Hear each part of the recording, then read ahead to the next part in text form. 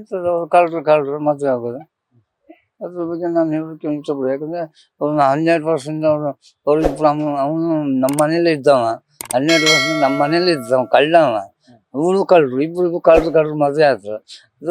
ಅದ್ರ ಬಗ್ಗೆ ನಾನು ಇದೇ ದರೋಡೆ ಮಾಡ್ಕೊಳ್ಳೋದು, ಇದೇ ದೇಶಕ್ಕೆ ದ್ರೋಹ ಮಾಡೋದು, ವಂಚನೆ ಮಾಡೋದು, ಅವ್ರಿಗೆ ಅದೇ ಕಸಬು.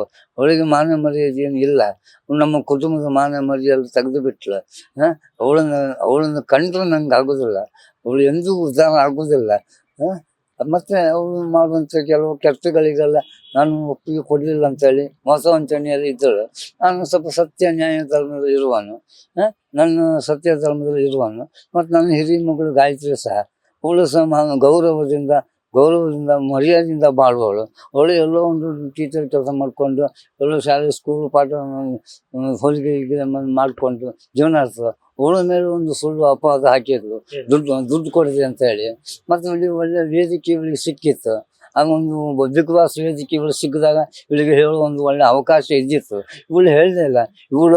ಇವಳದ್ದೇ ಒಂದು ಕೀರ್ತಿ ಬರಬೇಕು, ಇವಳದ್ದೇ ಒಂದು ತಾನೇ ಎಲ್ಲವನ್ನು ಮನೆ ನಡ್ಕೊಂಡು ಹೋಗ್ತಾ ಇದ್ದೇನೆ, ನನ್ನ ಈ ಕುಟುಂಬ ನಾನೇ ನಡ್ಕೊಂಡು ಹೋಗಿ ಅಂತ ಸುಳ್ಳು ವರದಿಯನ್ನು ಕೊಡ್ತಾಳೆ. ಈ ಪಾಪಿ ಎಂದಿಗೂ ನಾನು ಕ್ಷಮೆ ಕೊಡುವುದಿಲ್ಲ. ಅವಳು ಒಂದು ಕ್ರಿಮಿ ಇದ್ದಂಗೆ, ದೇಶಕ್ಕೆ ಮಾದಕವಳು.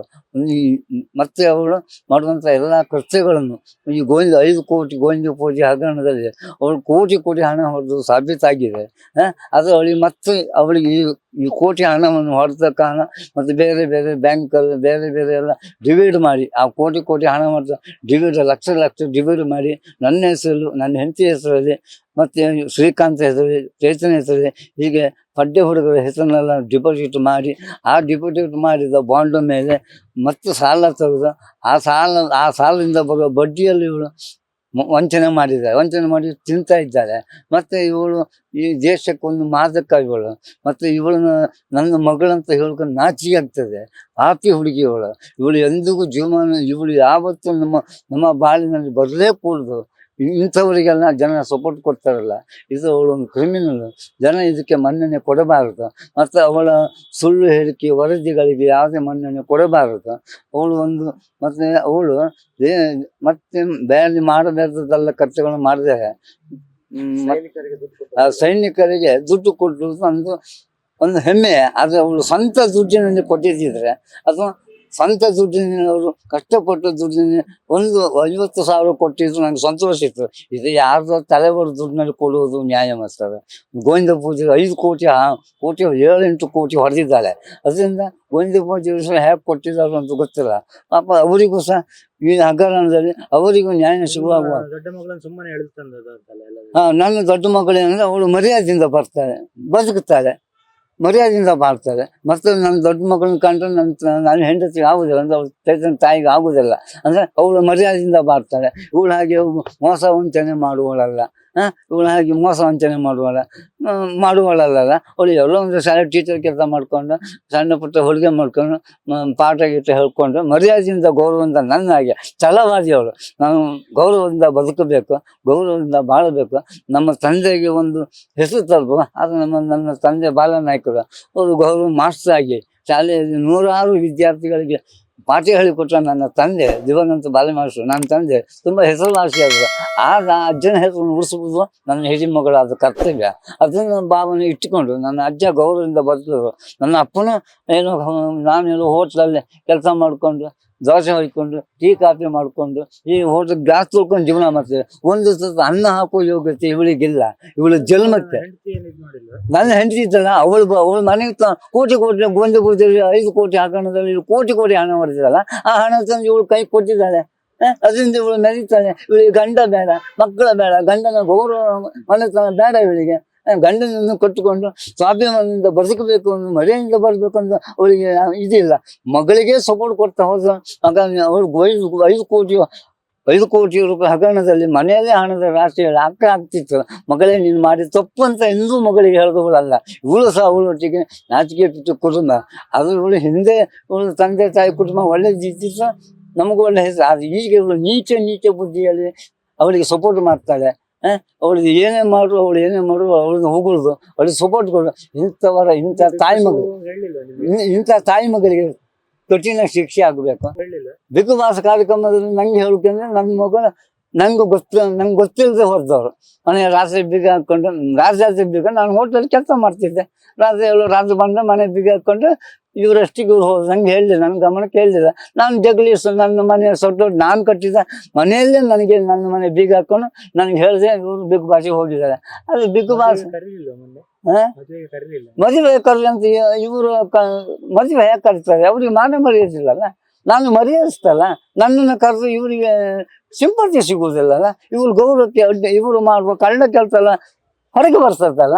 ನಾನು ಸತ್ಯನಾಯಕಿ, ನನ್ನ ಒಪ್ಪಿಗೆ ಇಲ್ಲ. ಯಾಕಂದ್ರೆ ಅವನು ಕಳ್ಳ, ಅವಳು ಕಳ್ಳ, ಇವರು ಕಳ್ಳರ ಮದುವೆ ಆಗಿದೆ. ಇವರು ಎಲ್ಲಿ ಯಾರು ತಲೆ ಹೊಡಿಬೇಕು ಅನ್ನೋದೇ ಇವರು ದಾರಿಲಿ ಇರ್ತಾರೆ. ಇವರು ಯಾರು ತಲೆ ಹೊಡೆಯುವುದು? ಯಾರು ದೊಡ್ಡ ದೊಡ್ಡ ಬಿಸ್ನೆಸ್ ಮ್ಯಾನ್ಗಳ ತಂದೆ ಇರ್ಬೇಕಿತ್ತು. ವಿಡಿಯೋ ನೋಡಿದ್ರಾ? ಮದುವೆ ವಿಡಿಯೋ ಇಲ್ಲ, ನಾನು ಇಲ್ಲ. ಆದ್ರೆ ನಾನು ಇದ್ದೆ ಅನ್ನೋ ತರ ಬೇರೆ ಬೇರೆ ಇವರ ವೇಷದಲ್ಲಿ ಅವಳು ತೋರಿಸಿ ಇರ್ಬೋದು. ಅದನ್ನು ನಿಜವಾಗಿ ನಾನಲ್ಲ. ವಿಡಿಯೋ ನೋಡಿದ್ರಾ? ಮದುವೆ ವಿಡಿಯೋ ನೋಡಿದ್ರಾ? ಮದುವೆ ವಿಡಿಯೋ ನೋಡಿದೆ. ನೀವಿಲ್ಲ ಅಲ್ಲ, ನನಗೆ ತಂದೆ ಇಲ್ಲದ ಹುಡುಗಿ ಯಾರೋ ಒಬ್ಬರು ವಿಡಿಯೋ ಕಮೆಂಟ್ ಹೇಳಿಕೆ ಕೊಟ್ಟಿದ್ದಾರೆ. ತಂದೆ ಇಲ್ಲ ಅಂತ ಹೇಳುವ ಏನು ಕಾರಣ? ತಂದೆಯನ್ನು ನೋಡಿದಾರ ಅಥವಾ ತಂದೆಯನ್ನು ವಿಚಾರಣೆ ಮಾಡಿದಾರ?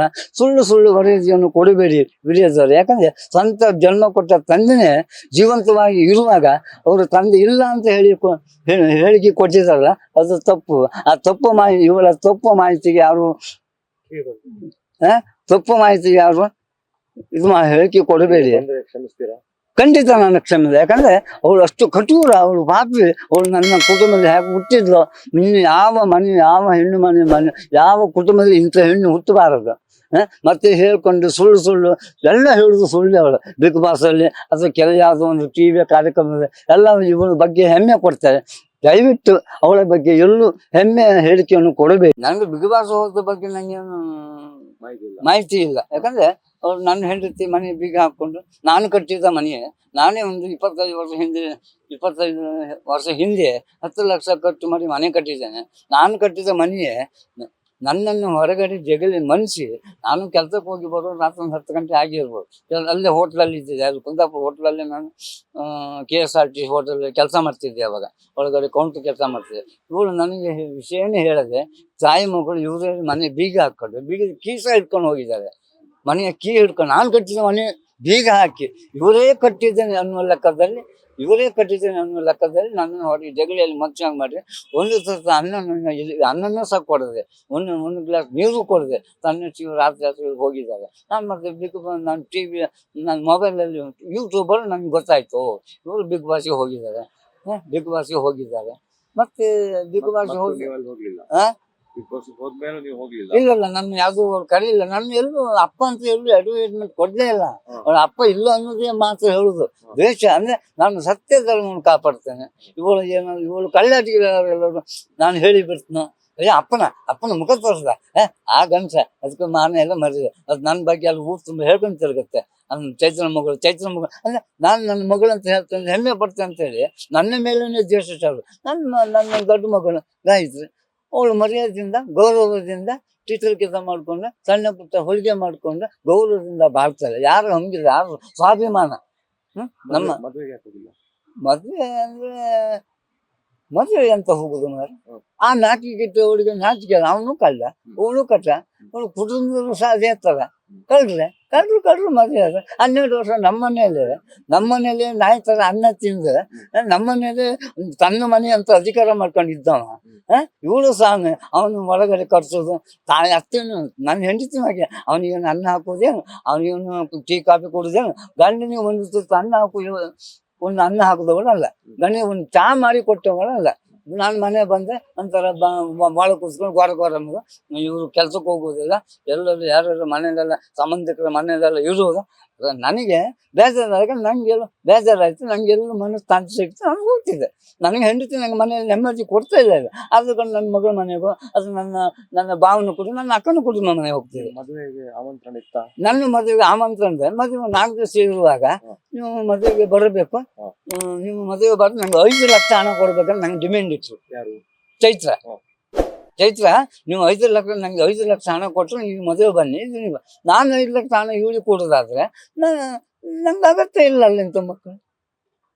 ಅಪ್ಪ ನೀವು ಒಳ್ಳೆ ರೀತಿಯಲ್ಲಿ ಬಂದು ನೀವು ದುಡ್ಡು ಕೊಡ್ಬೇಕು, ನಿಮ್ಮನ್ನು ಗೌರವದಿಂದ ನನ್ನ ಕರೆದಿದ್ದಿದ್ರೆ ಆಶೀರ್ವಾದ ಮಾಡ್ತೀವಿ. ಖಂಡಿತ ನಮ್ಗೆ ಗೌರವ ಕೊಟ್ಟು ತಂದೆ ಅಂತ ಎಲ್ಲೂ ಹೇಳಂತ ಹೇಳಿಲ್ಲ. ತಂದೆ ಇಲ್ಲದ ಮೂಗಂತ ಯಾರು ಒಬ್ಬ ವಿಡಿಯೋ ಕಮೆಂಟ್ ಕೊಟ್ಟಿದ್ದಾನೆ, ಸುಳ್ಳು ಹೇಳಿಕೆ ಕೊಟ್ಟಿದ್ದಾನೆ. ತಂದೆ ಇಲ್ಲದ ಮೂಗಳಂತ ನಾನು ಜೀವಂತದಲ್ಲಿ ಇದ್ದು ಗೌರವದಲ್ಲಿ ಇದ್ದವನು, ನಾನು ತಂದೆ ಇಲ್ಲ ಅಂತ ಕಮೆಂಟ್ ಸುಳ್ಳು ಹೇಳಿಕೆ ಕೊಟ್ಟಿದ್ದಲ್ಲ, ಅದು ತಪ್ಪು ಹೇಳಿಕೆ ಕೊಡಬೇಡಿ ಅಂತ ಅನ್ಸುತ್ತೆ. ಈಗ ಬಂದ್ರೆ ಆಶೀರ್ವಾದ ಖಂಡಿತ ನಾನು ಅವಳಿಗೆ ಕ್ಷಮೆ ಕೊಡೋದಿಲ್ಲ. ಅವ್ರು ಅಂತ 5 ಕೋಟಿ ಹಗರಣವನ್ನು ಹೊಡೆದು ಮಾನವ ಮರ್ಯಾದೆ ನಾನು ತೆಗೆದ್ರು, ನನ್ನ ಕುಟುಂಬದ ಇಡೀ ಕುಟುಂಬ ಮಾನವ ಮರ್ಯಾದೆ ತೆಗೆದ್ರು. ನನ್ನ ತಂದೆ ಹೆಸರಿಗೆ ಕಳಂಕ ತಂದ್ರು, ನನ್ನ ಹೆಸರಿಗೂ ಕಳಂಕ ತಂದ್ರು. ನನ್ನ ಮಗಳು ಒಳ್ಳೆ ರೀತಿಯ ಬಾಳೆ ಬದುಕಿದವಳು ನನ್ನ ಹಿಡಿ ಮಗಳ ಬದುಕನ್ನೇ ಹಾಳು ಮಾಡಿ ಸರ್ವನಾಶ ಮಾಡಿಬಿಟ್ರು. ಅವಳಿಗೆಲ್ಲ ಬಿಗಿಪಡಿಸೋ ಕಾರ್ಯಕ್ರಮದಲ್ಲಿ ನನ್ನ ಮಗಳು ದುಡ್ಡು ತಗೊಳ್ಳಿಲ್ಲ ಅನ್ನೋ ಒಂದು ಮಾತು ಅವಳು ಹೇಳುವ ಅವಕಾಶ ಇದ್ದಿತ್ತು. ಇನ್ನು ಅಕ್ಕ ಎಲ್ಲರೂ ಬಂದು ಅಕ್ಕನಿಗೆ ನಾನು ಎಲ್ಲರೂ ಸಪೋರ್ಟ್ ಮಾಡಿದೆ ಅಂತ ಅವಳ ಹೆಸರೇ ಮೇಲೆ ಬರುತ್ತಲ್ಲ, ಅವಳ ಮೇಲೆ ಬಂದರೆ ಇವಳಿಗೆ ಮೇಲೆ ಬರೋದಕ್ಕೆ ತೊಂದರೆ ಆಗ್ತದಲ್ಲ.